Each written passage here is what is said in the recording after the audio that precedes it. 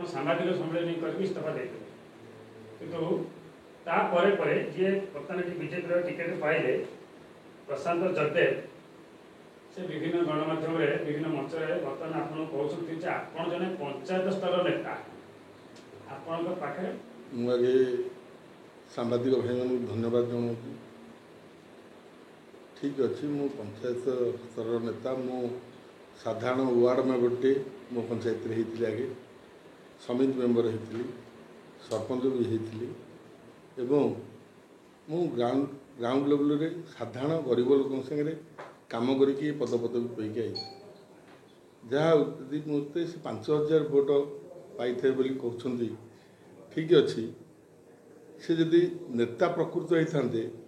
आज नवीन पट्टनायक सकाशे से नेता किंतु देखु सी आज बेगुनिया ठियाले काली चिलिका ठियाले आज भी आसिकी आउ गोटे दल को डिया मारिकी खोर्धा ठिया से दल रू छाड़ी आसतु आम जदि प्रकृत ठीक नेता होता आम दुई जन जाक लड़ाई करवा तुम केते भोट पाउच आ मु केते भोट पाउच निश्चित जदि तल स्तर नेता जदि भोट नहीं जड़े बुली बुली एठी सेठी डेहिकी जीवा लोक चार चार थर से दल रिजेक्ट लोक बोली एठी सेठी ठिया कला लास्ट बेलू दल रू काढ़ीदेला बहिष्कार कला दल ताल सी कि नेता जो से झमेला जो गंडगोल लोक देखिदे काली आप तो मीडिया वाला देखिदे काली लोक खंडा देखुं गोटा आड़ बुलिकी विभिन्न प्रकार असुविधा सी ठीक नेता नुह आम साधारण गरीबर चाषी घर पिला आम हूँ ठीक नेता सी जो कहले 5000 भोट 5000 कथा नुह ग्राउंड लेवल से छाड़ी आसतु दल ये लड़ा सांगे केते लोक रोचे और कालू खंडेता सांगे केते लोक रोचे से देखिए से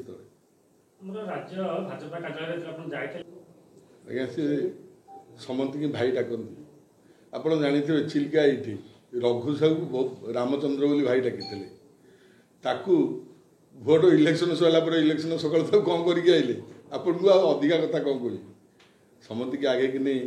भाई डाकती तापर से छुट्टी धरती अभ्यास है यहाँ जो जहाँ करें पुणी गोड़ धरती काम है कार्यक्रम है यहाँ बर्तमान तो चली नामांकन समय चली 6 तारिख नामांकन सर आप भाजपा दल को रिजाइन देपर आप परवर्ती आभिमुख्य कौन स्वाधीनता स्वाधीन पार्टी हिसाब से नामांकन करेंगे ना नाई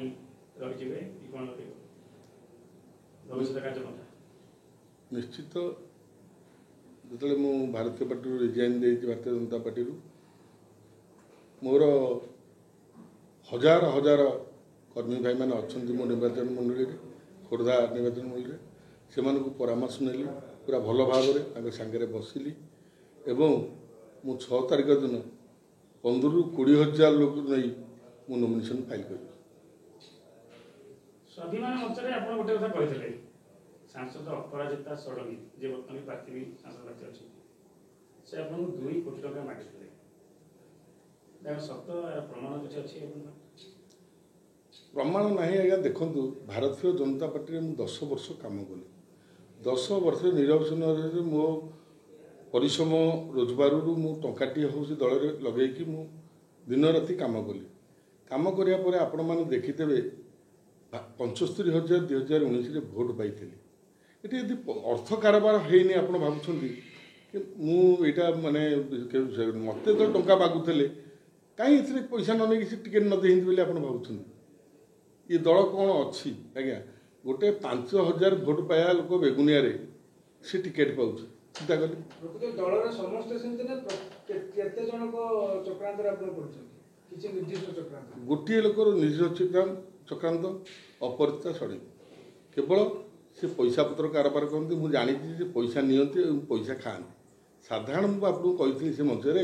एआरएसएस कंपनी 10,000 लोक 10,000 टका कलेक्टर थे नहीं मुझे देती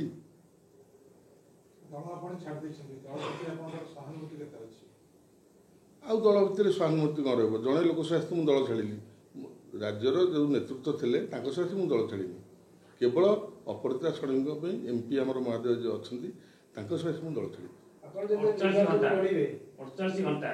ଆପଣଙ୍କୁ ସମୟ ମଗାଯାଇଥିଲା। 48 ଘଣ୍ଟା ଭିତରେ ରାଜ୍ୟ ଦଳ ନେତୃତ୍ୱ ଆପଣଙ୍କୁ କିଛି ପ୍ରତିଶ୍ରୁତି ଆଶ୍ୱାସନା ଦେଇଥିଲେ। ବେଗୁନିଆ ସିଟ୍ ଖାଲି ଥିଲା, ସେଠି ଲଢ଼ିବା ପାଇଁ ଅଫର କରାଯାଇଥିଲା, ଏମିତି ଶୁଣାଯାଉଛି। ଏହା ଭିତରେ କେତେ ସତ୍ୟତା ରହିଛି? ହଁ, ଅଫର ସେମିତି ବାହାରୁ ମୁଁ ଶୁଣୁଥିଲି, କିନ୍ତୁ ମୁଁ ତ ସେଠି କିଛି ବିଲବାଡ଼ି ମୋର ଚାଷ କରିନଥିଲି। ମୁଁ ଖୋର୍ଦ୍ଧାରେ ଚାଷ କରିବି, ବେଗୁନିଆରେ ଯିବି ଧାନ କାଟିବାକୁ, ମୋତେ ଲୋକ ବାଡ଼େଇନି, ଏଇଟା ଭୁଲ ଭାଲ କଥା। କିନ୍ତୁ 5,000 ତେଣୁ ଯେଉଁ ଲୋକମାନେ 5,000 3,000 ପାଇବେ, ତାଙ୍କଠୁ ଯଦି ଅର୍ଥ ନେଇକି ଟିକେଟ୍ ଦେବେ, ଏଥିରେ ହେବ କେମିତି ଆଜ୍ଞା? ଆଜି ଜଟଣୀ ଦେଖନ୍ତୁ, ବେଗୁନିଆ ଦେଖନ୍ତୁ, ଇଏ ଯେଉଁଠି ଦେଖନ୍ତୁ ଆପଣ ଆପଣ ବିଧାୟକ ଲଢ଼ିବେ, MP ଭୋଟ ଆପଣ କାହାକୁ ଦେବା ପାଇଁ ଭୋଟର ମାନଙ୍କୁ କହିବେ? ହଁ, ନିଶ୍ଚିତ ମୋର MP, ମୁଁ ବି ସ୍ୱାଧୀନ MP ବି ମୁଁ ଠିଆ କରୁଛି। ସ୍ୱାଧୀନ MP ଆପଣ ଠିଆ ହେବେ?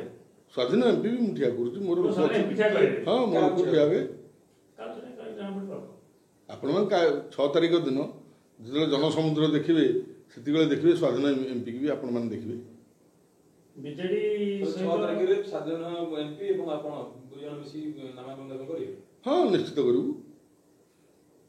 ବିଜେଡି ଆପଣ ଇସ୍ତଫା ଦେଲା ପରେ ବିଜେପିରୁ ବିଜେଡି ସହିତ ଆପଣଙ୍କ ସମ୍ପର୍କ? ମୋର ସମୁଦ୍ରତା ମୁଁ ରଖିକି ରହିବି। ମୁଁ କୌଣସି ଦଳରେ ନାହିଁ। ମୁଁ ସ୍ୱାଧୀନରେ ଲଢ଼ିବି। ଏଇଟା ହେଉଛି ସ୍ୱାଭିମାନ ମାଟି, ଖୋର୍ଦ୍ଧା ମାଟି, ପାଇକ ମାଟି। ଏ ମାଟି କଥା କହିବ। ଆପଣ ସ୍ୱାଧୀନ MP କଥା ଯେଉଁ ଉଠୁଛନ୍ତି, ସ୍ୱାଧୀନ MP ଯିଏ ଲଢ଼ିବେ ସିଏ ଆପଣଙ୍କ ସଂସ୍ପର୍ଶରେ ଅଛନ୍ତି ନା ଆପଣ ତାଙ୍କ ସଂସ୍ପର୍ଶରେ କିଛି ନାହିଁ, ତାଙ୍କ ସଂସ୍ପର୍ଶରେ ମୁଁ କାହିଁକି ପଚାରିଲି ଯେ ମୁଁ ଭାଇ MPରେ ଠିଆ ହେଉଛି। ମୁଁ ଯିବା ଦୁଇ ଭାଇ ଯାକ ମିଶିବା, ମୋତେ ତ ଅବସ୍ଥା ଭଲ ଯେଉଁ